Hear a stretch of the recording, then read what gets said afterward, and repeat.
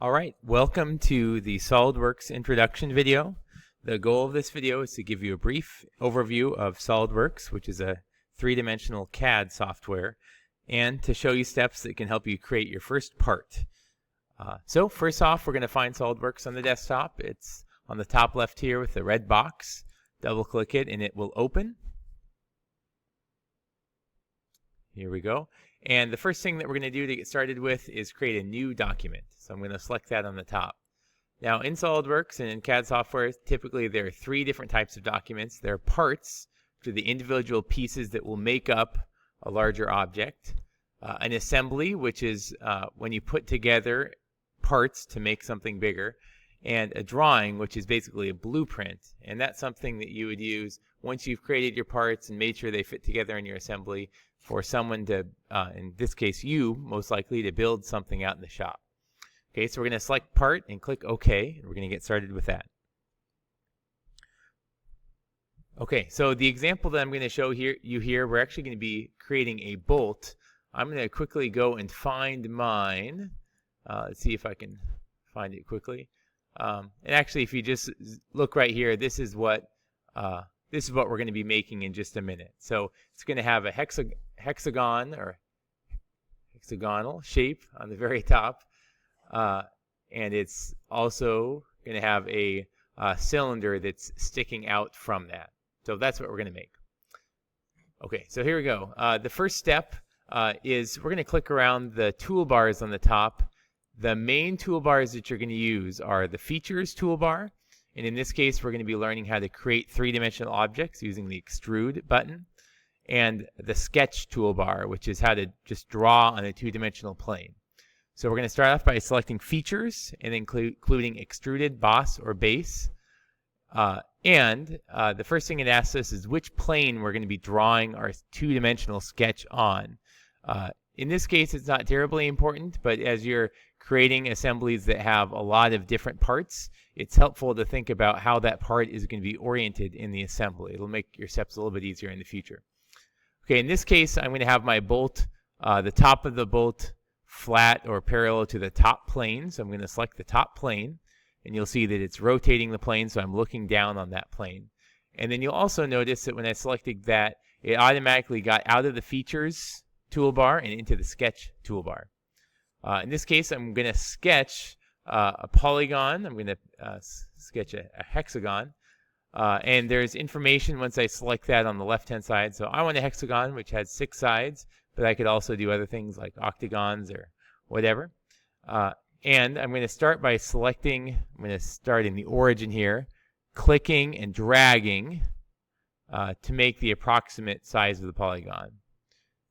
Now when I let go, it has some information here, but the main thing I want to do is go back over to the left, and I'm going to type in information about that polygon. In this case, I want the dimension from the left-hand side to the right-hand side to be 1 inch, so I'm going to type in just 1, and then press Enter. If you're ever curious or you're not sure about what units you're in, on the bottom left-hand side, right-hand side, it'll tell you. IPS stands for inches, pounds, seconds. You can also select other things so that the default would be in centimeters or in millimeters or in meters, but we're going to stay in inches in general. Okay, once I've done that, I'm going to click check mark, and I'm done with the polygon. I'm still in the Sketch toolbar, so I could sketch other things if I want, but at this point that's all that I need. I'm going to click Exit Sketch, and it's automatically going to move me back to the Features toolbar so that I can finish my extrusion. So you can see here I can click and drag on the arrow to change the size of this. I could also go to the left-hand side. This is called the Feature Manager Design Tree.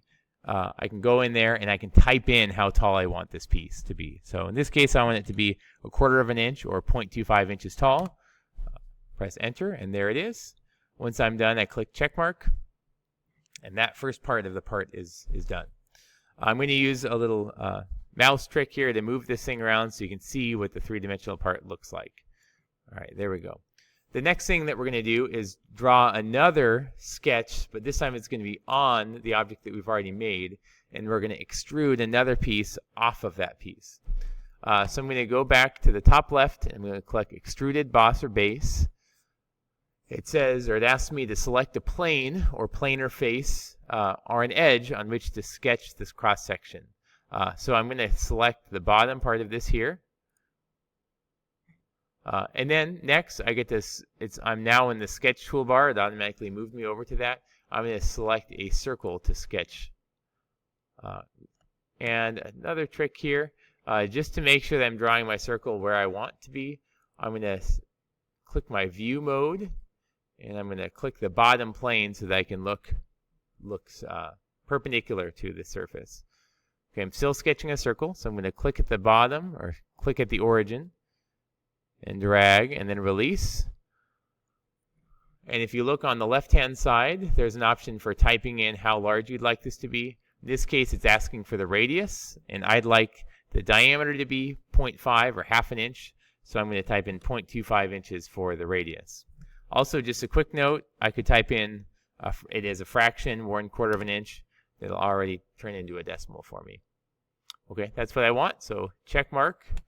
When I exit sketch again, you can't see this very well from this view, but when I turn, you'll see it. It's asking me the same thing as it did for my hexagon shape, which is how long would you like this? In this case, I'm going to type in 2 for 2 inches and make the bolt, or the cylindrical part of the bolt, 2 inches long. Okay, check mark. All right, that's actually our first part. We're almost done. There's just a couple additional things that we're going to do with it. And before I forget, we're going to go up and save the part. So we're going to go to File, or the Save button, Save As. And in your case, you should be saving this to your W drive. So I'm finding somewhere in my W drive and saving this. I'm going to call it Bolt. Okay. One last thing that's not necessary, but it's a nice, helpful thing to do for later on, is you can give this bolt different appearances. So if I select the appearance decal, it looks kind of, it's a ball with 4 different colors. I can select things like plastic, metal, painted, rubber, glass, solid, and so on. In this case, bolts are probably made out of metal. I'm going to say that this bolt is made out of steel. So once I select metal and then steel, there's all these options for burnished steel, cast stainless steel, carbon steel, other things like that.